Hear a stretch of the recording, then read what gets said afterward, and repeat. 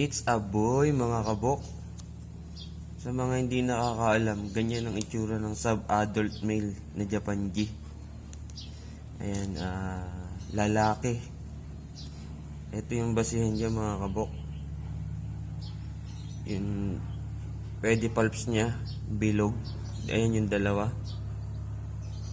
Pag female kasi, mga kabok, mahaba yung pedipalps niya. Pahaba na patulis. Ayan, maikli na bilog yung sa male. Ayan, tingnan natin kung anong sukat na siya. I-comment nyo sa baba, mga kabok. So, tingin nyo anong sukat na yan. Ayan, oh.